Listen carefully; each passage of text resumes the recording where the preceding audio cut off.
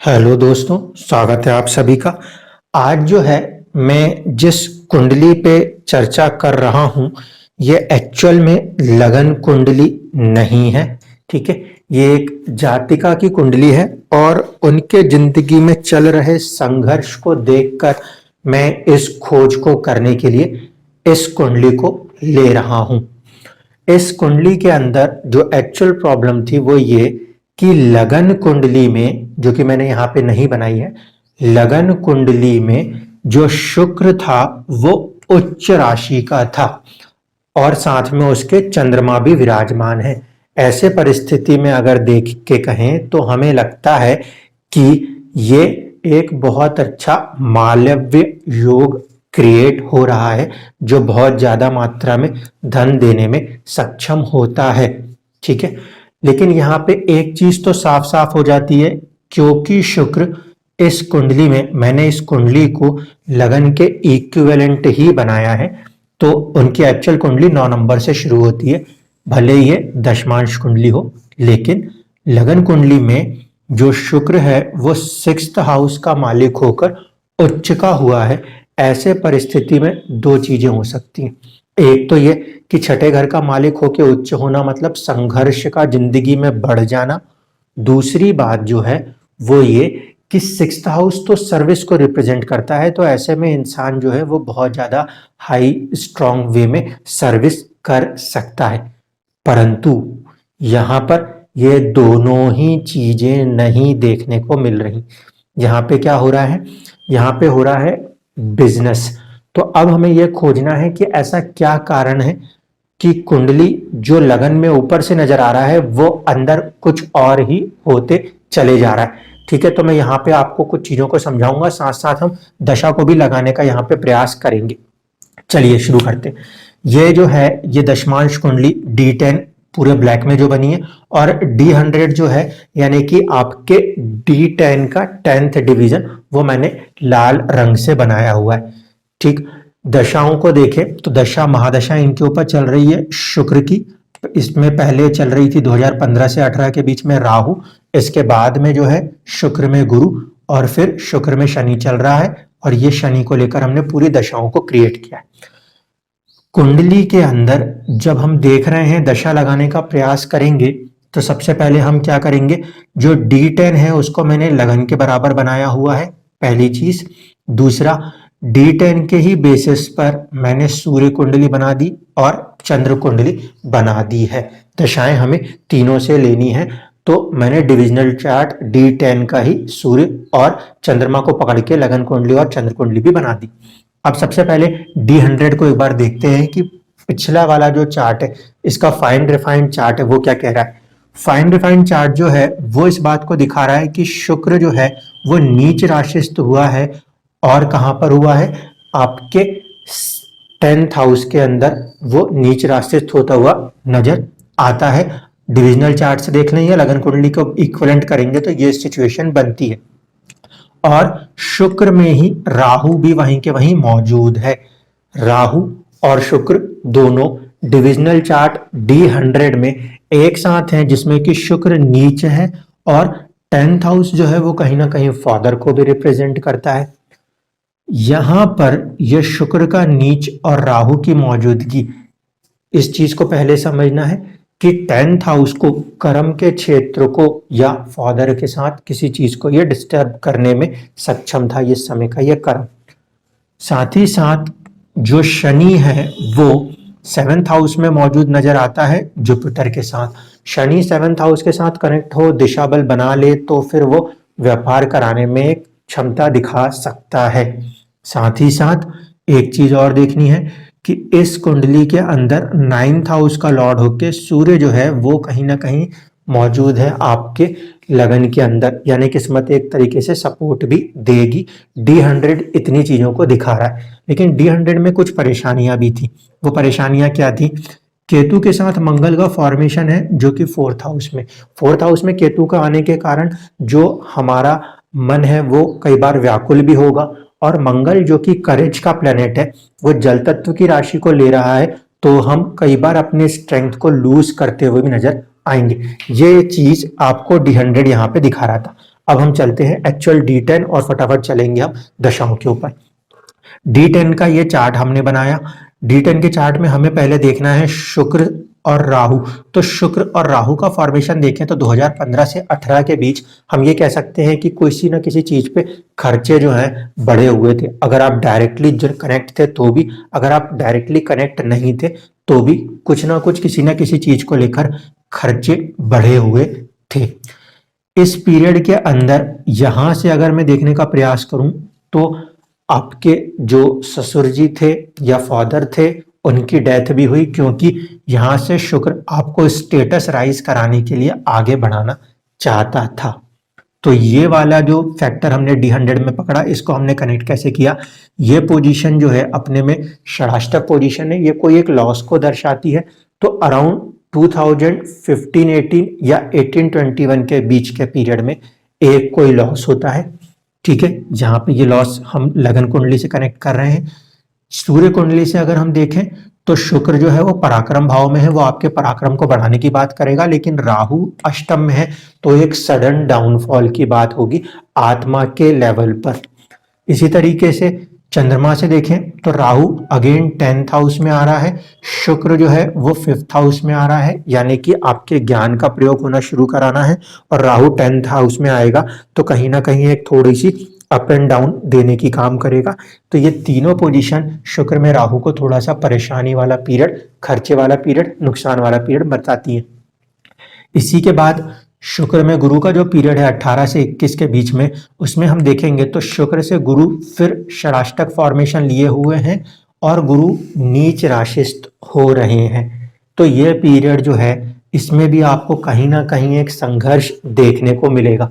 यहाँ से देखें तो 10th हाउस में फिर सूर्य गुरु जो है वो नीच हो रहे हैं। यहाँ पे जो गुरु का पीरियड है वो काम को लेकर मन में या आत्मा के ऊपर एक बहुत ज्यादा परेशानी का एक समय कहा जा सकता है। चंद्र कुंडली से देखें तो गुरु 12वें में है, इसलिए काम को लेकर शुक्र में जब ये गुरु का पीरियड आएगा तो मानसिक तौर पे बहुत ज्यादा परेशानियां देखने को कही जा सकती हैं। ठीक है, अब एक्चुअल एनालिसिस यहां से शुरू करना है। जो हो गया वो तो ठीक, जो आगे होना है उसको लेकर भी हमें कुछ चीजों को पकड़ना है। तो चलिए अब देखते हैं। अगर इस चार्ट के अंदर से देखें शुक्र और शनि, तो पहली चीज ये कि दशमांश की कुंडली के लिए अगर मैं लगाने चलूं तो मैं कह सकता हूं कि शुक्र जो है वो तो बैठे हैं 7th हाउस में और शनि जो बैठे हैं वो बैठे हैं 10th हाउस में। शनि वक्री है। दूसरी इंपॉर्टेंट बात ये थी कि शनि जो है लगन कुंडली में श्रापित भी थे। ये दो चीजों को मुझे याद रखना होगा। तो शुक्र और शनि का जो आपस में रिलेशन बन रहा है वो फ्रेंडली हाउसेस में बैठे हैं और एक दूसरे से कैसे बैठे हैं, 10th होके बैठे हैं। यानी यहां से अगर मैं गिनना शुरू करूं इस भाव से तो ये 10वें भाव में आएगा, यहां से गिनना शुरू करूं तो ये चौथा भाव बन जाएगा। 7 और 10 नहीं कह सकते यहाँ पे हम कहेंगे 4 10 के रिलेशन में बैठे हैं। इसलिए कहीं ना कहीं शुक्र के इस पीरियड में शनि का जो पीरियड है वो आपको एक हैप्पीनेस देने का प्रयास अवश्य करेगा। ठीक, इस चीज को हम यहाँ पे इस तरीके से लिंक कर सकते हैं, क्योंकि ये जो D100 का चार्ट है यहाँ पे भी शुक्र और शनि जो है वो इसी फॉर्मेशन में दिखाई देते हैं, यहाँ पर भी उस फॉर्मेशन में दिखाई देते हैं। तो शुक्र में शनि को जब हम डिकोड करना शुरू करेंगे तो शनि में शनि जो है वो कुछ राइज तो देगा, फरवरी से लेकर 2021 के अगस्त तक कुछ राइज तो देगा, लेकिन चुनौतियां बहुत ज्यादा दे देगा, क्योंकि एक तो वो श्रापित हुआ था, दूसरा है कि वो 10th में बैठा है, बहुत ज्यादा अथक प्रयास करा देगा। यहां से अगर देखने का प्रयास करेंगे तो शनि 6ठे भाव में है। आत्मा से देखें तो शनि का 6ठे भाव में बैठना अच्छा माना जाएगा, क्योंकि वहां पे वो कहीं ना कहीं एक स्ट्रेंथ प्रदान करेगा। लेकिन शनि क्योंकि वक्री है तो वो मन को बार बार व्याकुल रखेगा। शनि को चंद्र कुंडली से देखें तो अष्टम में बैठा है, यानी कि काम में कितनी भी परेशानियां आए, जातिका जो है अपने मन में हारेंगी नहीं, ये शनि हारने नहीं देगा और आगे बढ़ने के लिए मजबूर करता चलेगा। तो ये चीज पहले ही तय हो जाती है।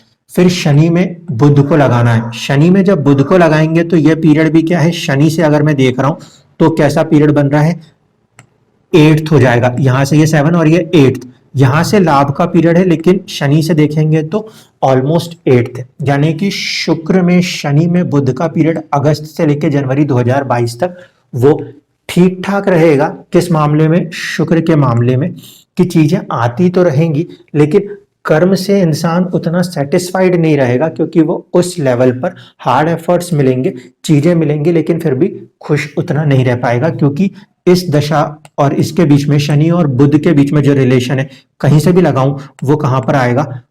वो आएगा षडाष्टक का। इसके बाद शनि और केतु का रिलेशन हमें लेना है।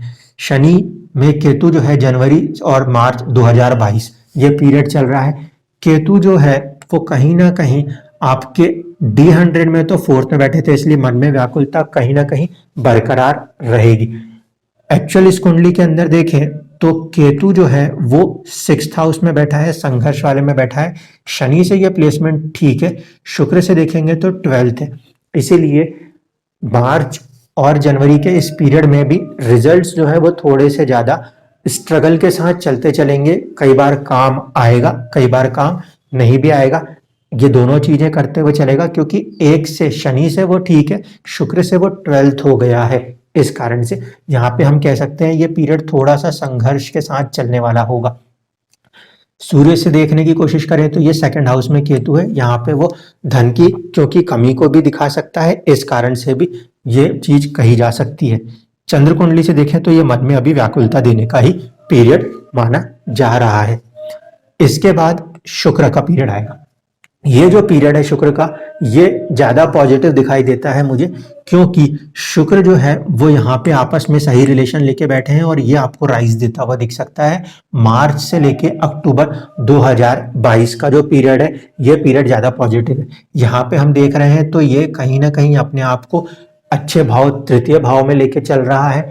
3य भाव में लेके चलने के साथ साथ ये आपको करेज भी दे रहा है, क्योंकि आत्मा को यहाँ पे करेज प्रदान हो रहा है। दूसरी बात है कि इस फॉर्मेशन के अंदर भी देख रहे हैं हम तो आपको शनि जो कि 6th हाउस में है और उसके साथ साथ पराक्रम, दोनों का संबंध अच्छा बनता हुआ दिख रहा है। तो मैं मानूंगा कि जो ज्यादा पॉजिटिव पीरियड हमें ग्रोथ के लिए अभी मिलेगा वो ये वाला पीरियड हमें मिलना चाहिए, मार्च से लेकर अक्टूबर 2022 का। चंद्र कुंडली से भी एक बार प्रयास करके देख लें। चंद्र कुंडली से भी देखेंगे तो ये त्रिकोण में है शुक्र, ये अच्छा है, और शनि यहाँ पे बैठा है, वो भी अच्छा ही माना जाएगा।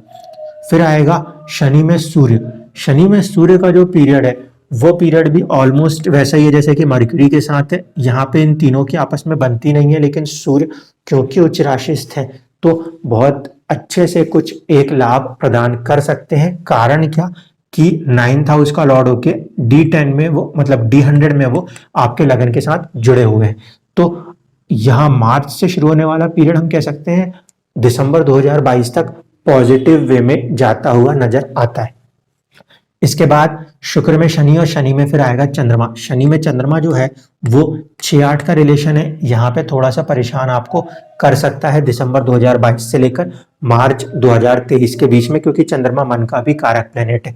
बस प्लस पॉइंट यह है कि शनि की राशि में चंद्रमा का बैठना हमें एक सपोर्ट देता रहेगा, इसलिए हम यहाँ पे हिम्मत नहीं हारेंगे और कहीं ना कहीं अपने आप को पॉजिटिव करते हुए आगे बढ़ेंगे। कारण क्या है, आत्मा से चंद्रमा लाभ भाव में मौजूद है, इसीलिए आपको कहीं ना कहीं किसी ना किसी तरीके से कुछ लाभ होते हुए दिखेंगे और आप धीरे धीरे अपने आप को आगे बढ़ाते हुए नजर आओगे। मंगल के साथ अगर हम बात करें तो मंगल के साथ भी सेम फॉर्मेशन है। मंगल के साथ के इस फॉर्मेशन में हमें थोड़ा सा एक सपोर्ट मिलेगा, क्योंकि 4th हाउस कनेक्शन आ रहा है, केतु कनेक्शन भी आ रहा है, तो स्ट्रेंथ, स्ट्रगल, दोनों चीजों के साथ साथ हमें एक सपोर्ट मिलेगा और ये भी हमारे लिए राइज का पीरियड कहा जा सकता है। यहाँ पे केंद्र में, यहाँ पे लाभ भाव में, आत्मा से लाभ में है, चंद्रमा मन से केंद्र में है, अच्छा पीरियड कह सकते हैं। इस कुंडली में भी देख लीजिए, दोनों के दोनों 3य पराक्रम में बैठ के किस्मत को बढ़ाने का काम कर रहे हैं। तो ये पीरियड जो है, इस पीरियड को भी मैं मिक्स्ड पीरियड कहूंगा, बहुत ज्यादा पॉजिटिव नहीं कह सकता, बहुत ज्यादा नेगेटिव नहीं कह सकता। ये जो राहु का पीरियड है मई के बाद शुरू होके 2023 में नवंबर है, इसमें आपको थोड़ा सा सतर्क रहना चाहिए, क्योंकि इस पीरियड के अंदर ये अष्टम यहाँ पे कनेक्ट हो रहा है, 10th यहाँ कनेक्ट हो रहा है और इसका 8th फॉर्मेशन कनेक्ट हो रहा है। ऐसी परिस्थिति में शनि से अगर देख रहे हैं तो 3य फॉर्मेशन, यहाँ पे भी आप देखो शनि से देखें तो 3य फॉर्मेशन है, इसमें थोड़ा सा व्यापार में हमें चुनौती देखनी पड़ सकती है। मई 2023 और नवंबर 2023 के बीच में थोड़ी सी चुनौतियां आ सकती हैं, यहाँ पे हमें संयम रखने की जरूरत पड़ेगी। इसके बाद बात करते हैं गुरु की, तो गुरु के फॉर्मेशन में भी यहाँ पे नीच है, तो ये पीरियड हमें थोड़ा सा अप एंड डाउन कर सकता है, लेकिन क्योंकि वो 10th में है, कुछ चुनौतियां देते हुए भी आपको एक गेन या एक न्यूट्रल सी बनाए रखने का प्रयास अवश्य कर सकता है। तो इस तरीके से हम अपने प्रोफेशन के चार्ट के अंदर दशाओं को लगाते हैं। ये चीजें आपको समझ में आई। अब जो सवाल के जवाब थे वो ये कि शुक्र वहां पे तो उच्च का था, लेकिन D100 में क्योंकि ये नीच राशि तो हो गया, इसीलिए वो 6th हाउस का लॉर्ड उच्च का होने के बाद भी उस टॉप पोजीशन, उस कंपटीशन, उस वाली चीजों के थॉट को नहीं दे पाया, जिसके बेसिस पे हम ये कह पाते कि ये चार्ट एक 6th हाउस हाई सर्विस और एडमिनिस्ट्रेशन को दे सकता है।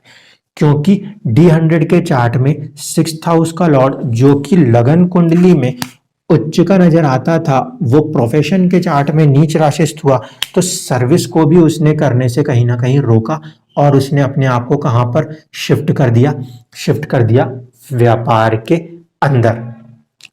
ये एक कारण बन रहा है जो कि हम देख पा रहे हैं कि जो शुक्र लगन कुंडली में देखने में हमें उच्च का दिखाई देता है, महापुरुष राजयोग बनाता हुआ नजर आता है, वो सर्विस के पॉइंट पे नहीं जाता, वो बिजनेस के पॉइंट पे जाता है।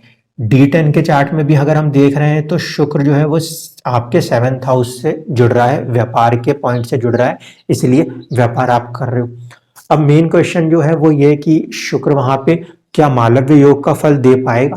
तो मुझे लगता है कि हाँ, मालव्य योग का फल तो मिलेगा, लेकिन उस लेवल पे नजर नहीं आएगा जितने की हम उम्मीद करते। हम यहाँ पे ये कह सकते हैं इस पोजीशन पे जाकर कि आपको वो कहीं ना कहीं अगर उसने जीरो पे लाया है तो वो जीरो से आपको लाखों में ला सकता है। जिस लेवल पे हम उस योग को देखते हैं, करोड़पति वाला योग, उतना बड़ा योग वो फॉर्म नहीं कर पाता। तो मुझे उम्मीद है कि जो भी जातक जातिकाएं इस वीडियो को देख रहे हैं वो इस बात को समझेंगे। D10 को लगाते लगाते मैंने D100 को आपस में कनेक्ट किया है। जिस तरीके से हम नवमांश की बात करते हैं, वैसे ही आपके कर्म का जो भाव होगा 10th हाउस होगा, D10 में 10th हाउस, उसका अगर हम ब्रेक करेंगे तो हमें पता चलेगा हमारे प्रोफेशनल साइड पे हमारा चार्ट क्या कहना चाहता है। इसी को मैं कैरी ऑन करूंगा, एक दो और जातक जातिकाओं के चार्ट्स के भी D10 और D100 लगा के आप लोगों को समझाने का प्रयास करूंगा, ताकि हमें समझ में आए लगन कुंडली ऊपर से दिखने वाली चीज अगर हीरा है, तो उस हीरे के अंदर जो D10, D100, D81, D60, ये सब छोटे छोटे मॉलिक्यूल्स हैं जो वो बना के उस हीरे को क्रिएट करते हैं। इसी चीज को हमें समझना होता है और इसी चीज को हमें प्रिडिक्शन के समय अप्लाई भी करना होता है। धन्यवाद।